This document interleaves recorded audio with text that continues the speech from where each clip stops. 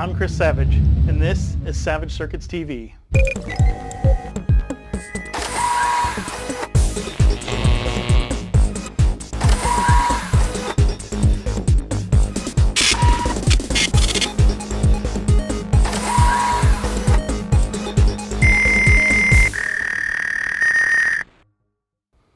This episode of Savage Circuits TV was brought to you by Sony Creative Software. Visit them on the web at sonycreativesoftware.com. Hello and welcome to Savage Circuits TV. It's been a while since the last episode. Apologize for that. We had some hosting issues on our website, and long story short, ended up having to switch hosts. In the process of switching hosts, we switched software, and that took away a lot of my time to rebuild the site on the new software platform. So now that that's all behind us, we can get back to making videos and getting everyone what they want to see. Many of you provided some feedback on the website, and I've been looking through those and compiling a list, and we will be releasing new episodes a lot sooner now based on the feedback that you provided. Today's episode of Savage Circuits TV is going to be covering an article that was released in the February Nuts and Bolts magazine on digital alarm clocks. Time, as they say, is slipping away from us and at an ever-quickening pace.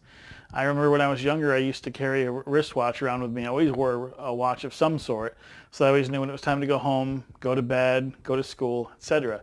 And as I got older and got out of school and got on my own, I stopped wearing a watch because the days and nights just seemed to merge, and I didn't really care so much about time. Now that I'm older and I have a family and a job and meetings and things like that, responsibilities, time is more important than ever. And I find myself thinking I don't have enough devices to tell me the time. iPods and cell phones and VCRs and computers. So I found myself fascinated with making timepieces. And one of the first things I did in college was make, a little custom clock out of a circuit, very basic unit, little LED displays, and then a binary clock. And later that kind of just progressed into more complex microcontroller-based clocks. Now, I've seen several people who have built these very unique timepieces, and that kind of caught my interest, and over the last few years I've built a few myself.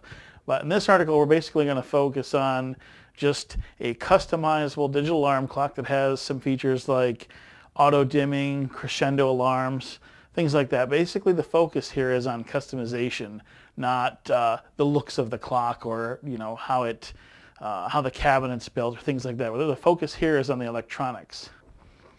Okay, so the three clocks that we have today are all basically the same design. They have the same PCB layout.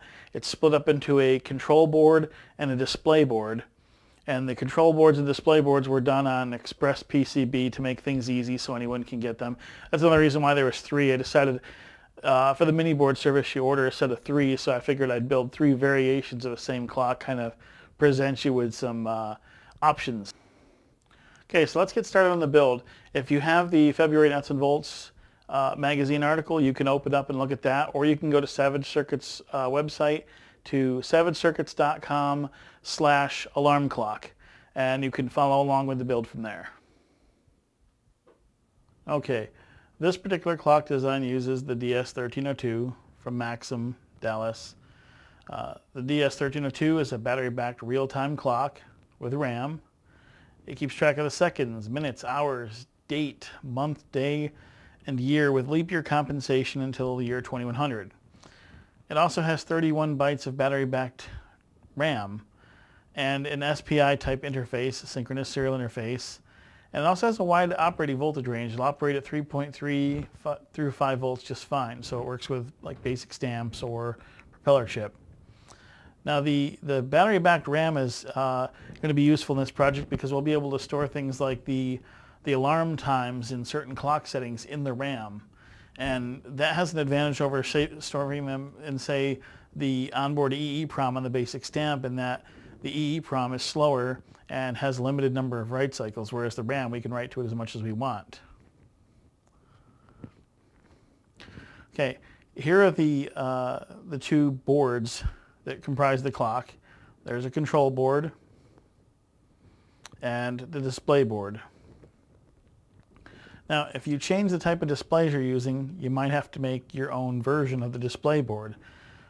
This particular one was meant to sandwich right on top of the control board and bring all the signals right up and be compatible with the 7-segment LEDs that I used, but you might want to use something else. And if you do, you just, make your own display board and line it up with the holes that are in the existing one so that it matches up or mates up, however you want to do it. Okay, so in populating the board, you can see I've got all the sockets here on the board regulator. Most of the low profile components I haven't installed any of the chips yet. And then later I went through and populated a couple of the display boards with different colored LEDs and 7-segment displays. Now I found some T1 LEDs that match in similar brightness, MCD rating, to the 7-segment display, so that way when the max chip is controlling the brightness of the display, the relative brightness of everything, including the colons and the alarm indicators, is roughly the same. Now, the LEDs, when they stand up on the side, they illuminate everything around them, so what I did there was use some heat shrink tubing to keep the light only going forward, to kind of block off everything around them and just make them aim forward, just like the 7-segment displays do.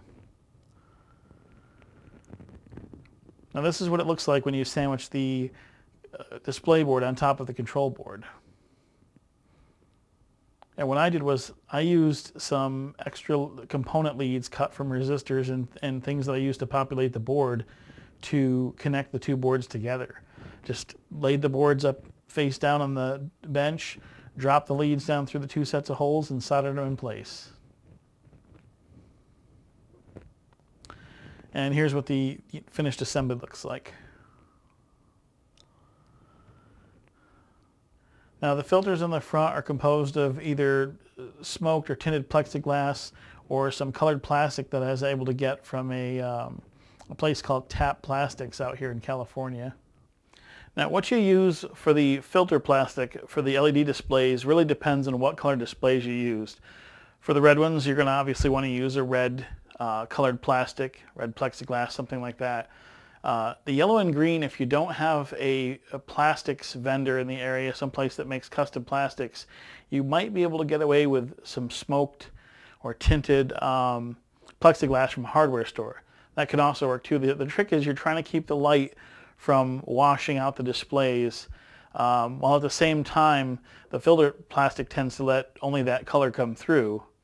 But in this case, preventing washout is really the primary concern. Again, these clocks were meant to be pretty simplistic, so the case design is very simple. We just need a little rectangle. And also, when you're drilling plastics, be very careful. They're brittle, and as you can see from this picture here, in trying to drill the mounting holes, I ended up shattering a few pieces of plastic. Now, besides the Max 7219 display chip on here, we also have a LM386 audio amp IC, and there's a DS1804, which is a digital potentiometer, which is basically the volume control for that. This gives you the crescendo alarm so that your alarm doesn't just come on blaring at full volume. It can actually start off very low and gradually get louder over time so that you wake up gradually instead of being startled awake. Okay, that's it for this time. In the next couple of Savage Circuits TV episodes, which are going to be coming out pretty quick now that I'm so far behind, we're going to be covering some topics like the Max 7219 display driver chip. I've got a lot of questions in the forums about that, a lot of private messages, a lot of emails asking me how do you use this chip. And even though I've used it in a few projects, it just doesn't seem to be clear to some people how to actually use it. So we're going to cover that at some point. We're going to cover the 74 LVC244A.